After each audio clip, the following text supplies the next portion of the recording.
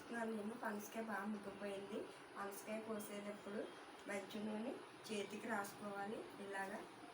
ఇలా చేతికి రాసుకోవాలి, లేకపోతే కాయలున్న నూనె చేతికి రాసుకోవాలి. ఇలా 2 చేతులకి. ఈ కాయ కోసేటప్పుడు ఉంగరాలు అవి కూడా పెట్టుకోకూడదు. మన పనసకాయ నుండి జిగురు అట్లకి అవి అంటుకుపోద్ది, తొందరగా వదలదు.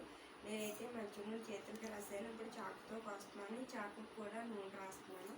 ఇలా రాయడం వల్ల కాయకున్న ఒక జిగురు చాకు అంటుకోదు. చూడండి, కోస్తున్నాను.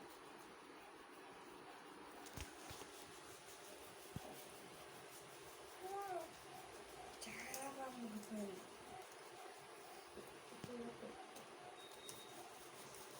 చూసారా, అస్సలు జిగురు అంటుకోలేదు.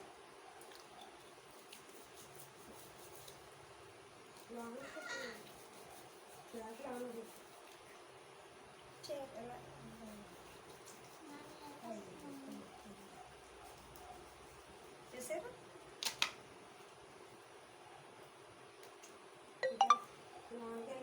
రాదు.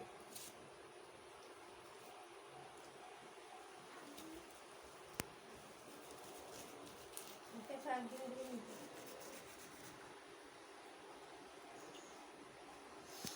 ఎంత కాయిందో, ఎన్ని తొందరగా ఇద్దరం కలిపి కోసం మా అక్క నేను ఒక్కదాన్ని అయితే కాయ కొనలేకపోయింది, రాలేదు. చూడండి, అబ్బా ఎన్ని తొందరలు ఉన్నాయో.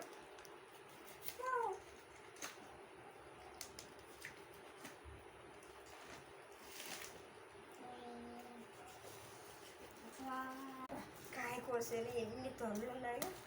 ఇలా ముక్కల కింద కట్ చేసి పెట్టుకోవాలి. అలా కోస్తే మనకి తొందరలు బాగా వస్తాయి. పెద్ద కాయ కొనలేక నేను ఒకటంటే మా అక్క నేను కలిపి కోసాను. చిన్న మొక్క తీసేటప్పటికి ఎన్ని తొందరలు వచ్చినాయో చూడండి. అస్సలు ఇందులో అయితే గింజలు లేవు, అన్ని తొందరలే.